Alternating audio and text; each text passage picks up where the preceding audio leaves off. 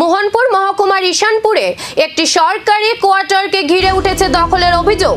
স্থানীয়দের দাবি, বিদ্যাসাগর উপস্বাস্থ্য কেন্দ্রের ওই কোয়ার্টারটি দীর্ঘদিন ধরে পোস্ট অফিসের কর্মী হিসেবে পরিচিত কেশব দাসের দখলে রয়েছে। অভিযোগ, বর্তমানে তিনি সেখানে নিয়মিত বসবাস করেন না। অধিকাংশ সময় আগরতলায় থাকলেও সরকারি কোয়ার্টারটি এখনো খালি করা হয়নি। দীর্ঘদিন অব্যবহৃত থাকায় কোয়ার্টারটি ভগ্নদশায় পরিণত হয়েছে এবং রক্ষণাবেক্ষণের অভাবে চারপাশে জঙ্গল ও সাপের উপদ্রব বেড়েছে বলেও দাবি স্থানীয়দের। এলাকাবাসীর প্রশ্ন, যদি তিনি সেখানে বসবাস না করেন বা অন্যত্র কর্মরত থাকেন, তাহলে কিভাবে সরকারি কোয়ার্টারটি এখনো তার দখলে রয়েছে?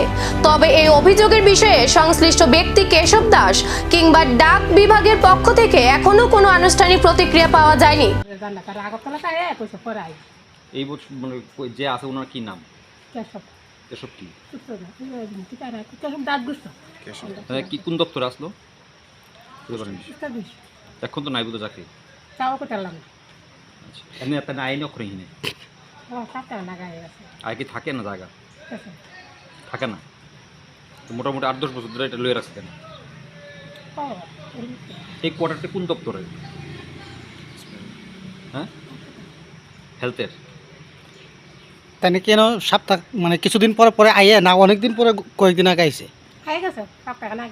না না, এর আগে আইতো নি? আইতো আয়া কি করে না?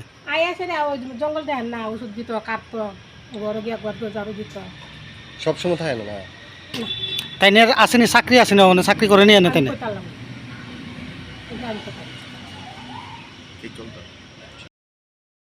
সরকারি কোয়ার্টারটি কি সত্যিই নিয়ম বহির্ভূতভাবে দখলে রয়েছে, নাকি এর পেছনে রয়েছে অন্য কোনো প্রশাসনিক কারণ? এখন সেই উত্তর খুঁজছে এলাকাবাসী।